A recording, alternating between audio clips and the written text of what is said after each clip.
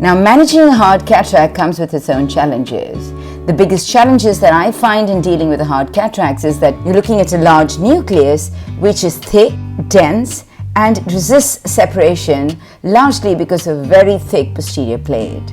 Let's understand in this video how you break down these nuclei with ease, ensuring that at all times you don't endanger the capsular bag, damage the zonules, and finally, how to minimize the damage to the corneal endothelium whilst emulsifying these dense nuclear fragments. Today, let's learn the technique of performing a multi-layer chop, a technique that enables you break down these nuclei with significant ease consistently.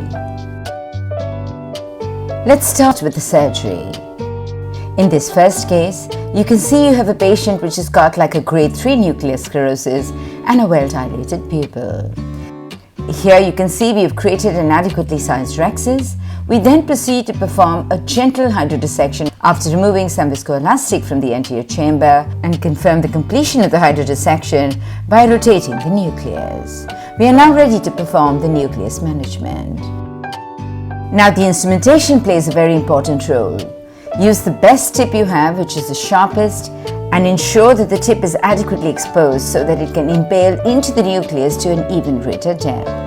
The second instrument needs to be a long chopper, minimum of about 1.25 millimeters long, with a sharp tip. Let's move to the nucleus management.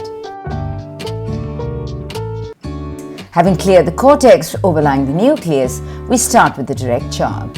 I impale into the nucleus to an adequate depth, and having taken adequate time to impale into the depth and attain a fixity of the probe into the nucleus, that's the point where I take the sharp chopper beyond the tip, dip it down within the nucleus, and perform a lateral separation of both the instruments. As you can see, I've achieved a partial separation, but the posterior plate still seems attached in one place. So what I do to break that down is that I rotate the nucleus slightly to the left, and now I bury into the depth of that partially separated heminucleus, hold on to the nucleus, and now separate the two instruments further, resulting in a successful breakdown of the posterior plate. Having created the two heminuclei, I now rotate the nucleus and start to create the smaller fragments. Once more, you can see the posterior plate is still attached. I go back and bury into the depth of that partially separated fragment and move both instruments apart. And you can see I'm now able to break down this heminucleus into two smaller fragments. Now this is the technique I'm going to use to break down the second heminucleus into smaller fragments. I've created a partial breakdown. Once more I bury into the depth of the nucleus, hold on to that partially separated fragment, and you can see with ease how I'm able to break down the fragment with significant ease and minimizing the damage to the zonules or the capsular bag. After reintroducing some dispersive viscoelastic into the anterior chamber, I now proceed to the fragment emulsification. Whilst performing a fragment emulsification, as you can see this cataract is rather dense, it is going to require a significant amount of energy to emulsify it.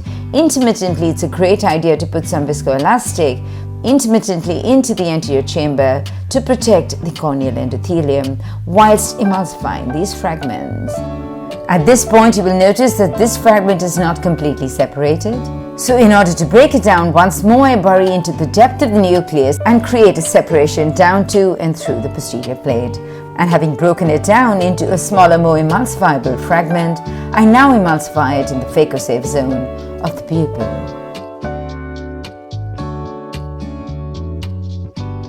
I'd like to once more state that it's important to use viscoelastic intermittently, even during the fragment emulsification.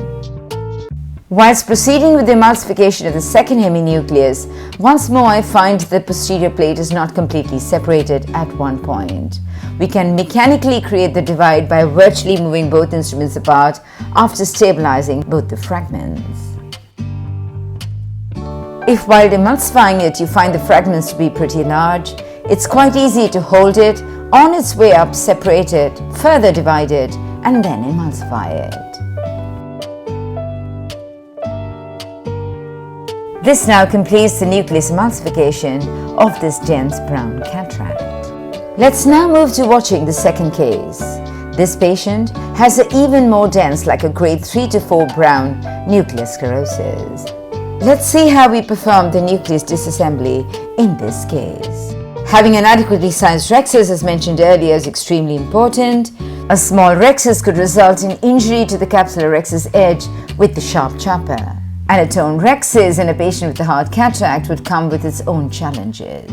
Moreover, you want a rhexis large enough to allow for the ease of bringing out the big fragments prior to emulsifying them. Having completed the rhexis, we then proceed to perform a gentle hydrodissection, watch for a nucleus rise, and finally confirm the adequacy of the hydrodissection by rotating the nucleus. We must always consider using a dispersive viscoelastic because you want to coat the endothelium and protect it from the damage which may occur because of the amount of energy required in emulsifying this hard cataract. Let's now proceed with the nucleus management. An adequately exposed sharp tip and a long chopper, as mentioned earlier, are essential to break down this hard nucleus. Note how I start impaling the nucleus rather proximally, and having burried well into the depth of the nucleus, I now introduce a second instrument beyond the tip and move both fragments aside. Once more, you can see that the posterior plate is not separated. I bury once more into the depth of the partially separated heminucleus, and now moving both instruments aside, I attempt to divide the heminucleus. And you're able to see that I'm still not able to divide this nucleus, and so I attempt a multi-layered chop yet another time. Having created a partial divide, I now rotate the nucleus and watch how I now impale into the depth of that partially separated heminucleus and then divide it. Next, we move to dividing each of the heminuclei into smaller fragments. In a cataract this dense, I'd attempt to create at least 3 fragments. Whilst attempting to break down this heminucleus, you can see how thick the posterior plate is. Some amount of time, patience, adequate amount of energy, and a multi-layered chop may be essential in successfully breaking down the nucleus into smaller fragments.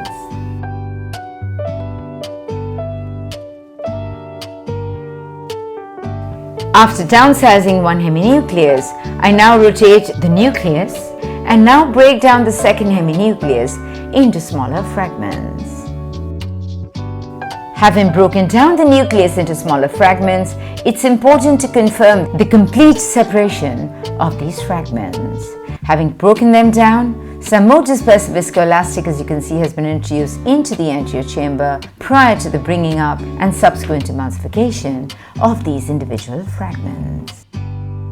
In this manner, having the optimal instrumentation, that is a sharp tip which is adequately exposed, a long chopper, adequate viscoelastic to protect the endothelium, and performing a multi-layered chop, and an intermittent injection of viscoelastic during the nucleus disassembly and emulsification procedure will allow for safe and easy emulsification of these dense nuclear sclerotic cataracts.